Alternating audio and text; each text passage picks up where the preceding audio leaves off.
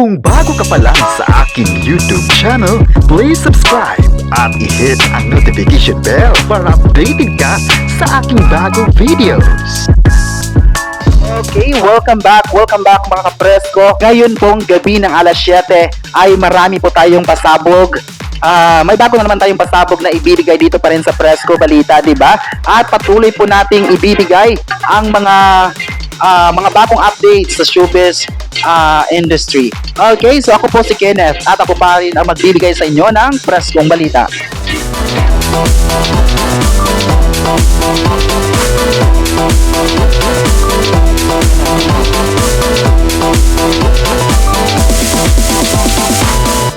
Magandang gabi po sa inyong lahat.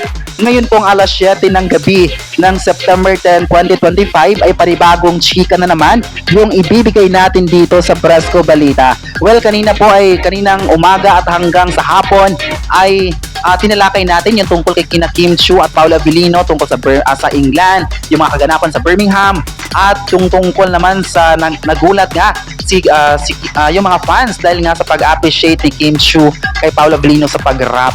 At ngayon pong gabi ay isa na namang pasabog ang ibibigay natin, di ba, dito sa Presko Balita. At hindi na natin to patatagalin pa. Ito na ang chika. Kim Chiu may pahayag sa publiko tungkol sa pagiging best female host sa 37th PMP Star Awards 2025. Well, first of all, congratulations kay Kim Chiu na hinirang siyang bilang best female host sa 37th PMPC Star Awards 2025. Congratulations! At parang ito, nung time na yon na ginawaran si Kim Chiu ay wala siya kasi nga parang nag-prepare sila sa Birmingham, di ba? Para sa kanilang international event ng ASAP natin to sa England. At hindi siya nakapunta doon, pero marami nga sa mga fans ang excited, nasiyahan dahil nga sa naging recognition na ito ng PMPC na nakita nila kung gaano kagaling si Kim Chiu bilang sa pag-host, especially dito sa kategorya ng It's Showtime. 'Di ba? Alam naman natin, even naman ako na nagalingan ako sa pag-host ni Kim Chiu. Nung nakita ko yung pag-host niya, hindi lang sa It's Showtime, kundi naging suki na rin siya ng ilang mga ABS-CBN reality programs tulad ng Dreammaker na naging host din siya. Kabilang din siya sa reality program ng Pinoy Big Brother na naging host din siya dito, 'di ba? Kasama sina Melay Cantiveros, sina Ruby Domingo, 'di ba? Alexa Ilacad at marami pang iba. Okay, at naging part din siya. Sa ngayon po ay marami din ang nagre-request ngayon sa social media na sana raw ay magiging host din siya sa sikat na na isang talent competition na Pilipinas Got Talent, 'di ba? Para sa susunod na edisyon. Wala abangan natin kasi wala namang imposible at nakita naman ng lahat kung gaano kagaling si Kim Chiu.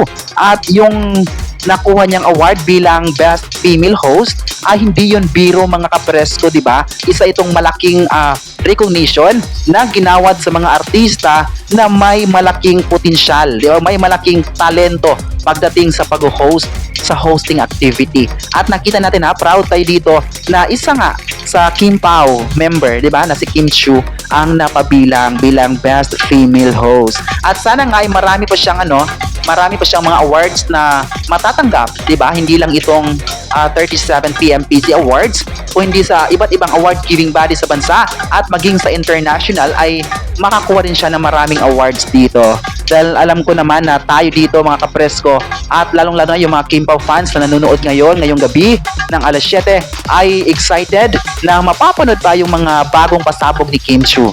Diba? At hindi lang si Kim Chiu pati na rin kay Paula Avellino. Sana mabibigyan din sila ng maraming awards dito sa industriyang Pilipino. Okay. Sa ngayon po, ngayong alas 7 ng gabi ay pag-usapan natin yung mga komento naman ng mga viewers, yung mga netizens sa online chikahan. Kung ano nga ba yung kanilang mga komento, 'di ba, tungkol sa ating sa ating topics ngayon na tungkol sa pagbibigay ng pahayag ni Kim Chiu sa publiko tungkol sa pagkapanalo niya bilang best female host. Okay, babasahin natin yan. Simulan natin sa isang netizen. Ayon pa niya, congrats kay Kim Chiu dahil nabigyan ng isang recognition ng PMPC. Diba, congratulations Congratulations talaga kasi naging mas proud pa yung mga fans, yung mga fans ni Kim Chiu ngayon na ina-expect pa nila na marami pa siyang gagawing mga hosting activities sa ilalim ng ABS-CBN. Kasi kayang-kaya din naman niya, 'di ba? Marami ang napabilib sa kanya. At sa Pinoy Big Brother, yung last time, 'di ba, sa Pinoy Big Brother finale, 'di ba, nakita ng lahat kung gaano siya kagaling, 'di ba? Nakita natin yung sense of humor niya talaga. Isa ito sa malaking factor sa pagiging isang actress niya at pagiging host, 'di ba?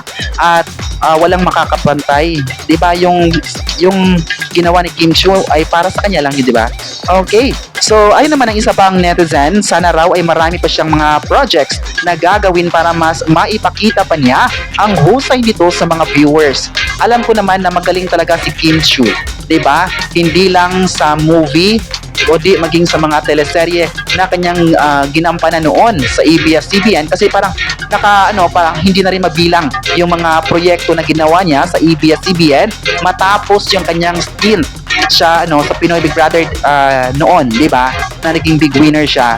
So pagkatapos noon ay sunod-sunod na ang kanyang exposure sa ABS-CBN, kaya ito din ang nagpapakita or nagpapahanga sa mga fans na magaling talaga si Kim Chiu sa mga series at pati mga movies na ginagawa niya, at never nabigo yung mga fans sa panonood ng kanyang mga proyekto dito. At I'm sure na marami pa talaga mga proyekto na gagawin niya under ABS-CBN at maging sa collaboration pa ng ilang mga producers, 'di ba? Wala pa nga natin kasi wala namang imposible, at nakita natin kung gaano kapalaban, nakita natin kung gaano ka-deserving si Kim Chiu at Paolo Abilino sa mga ginagawa nila sa showbiz.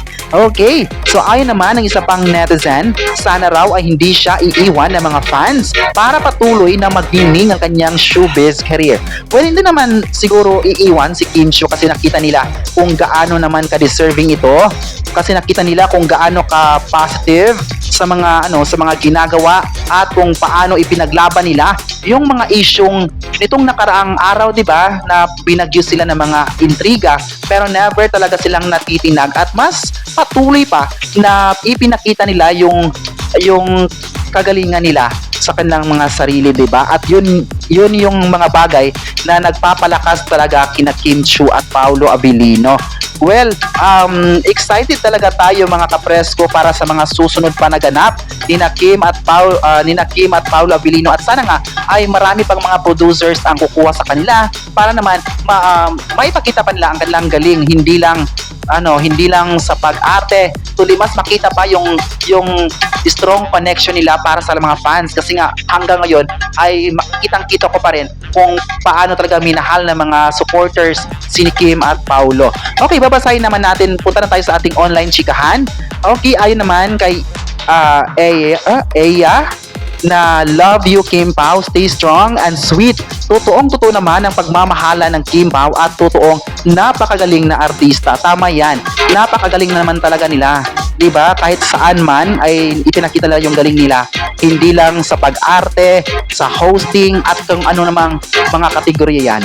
Okay, ayon naman ang isa pang ayon naman kay Lorna, kasi tinadhana sila at tunay na tunay ang pagmamahala ng Kim Pao, couple forever. Di ba, parang marami sa ngayon ang nagpapakita ng suporta at sinabi nila na couple na talaga, di ba? Sina Kim Chiu at Paolo Abilino kahit hindi pa sila umamin. Okay, so ay naman kay Patusan, I love Kim Pao, talagang magaling sila. Totoo naman yan na magaling talaga sina Kim Chiu at Paolo Abilino, at kahit ano pang karakter ang ibibigay sa kanila, ay makita talaga natin na mas improving, mas nakuha talaga nila yung gusto ng mga fans at nakuha nila yung gigil ng mga viewers, yung atensyon ng mga viewers. Diba? Ganun sila kagaling. Okay. So ngayon pong gabi ng alas 7 ng September 10 ay ito muna yung balita natin ngayon. Okay, so kayo po mga kapresko, ano masabi nyo na may pahayag sa publiko sina Kim Chiu tungkol sa 37 PMP Star Awards bilang Best Female Host? I-comment na yan kung proud ka ba sa nakuha niyang recognition, at huwag kalimutang i-subscribe ang ating YouTube channel.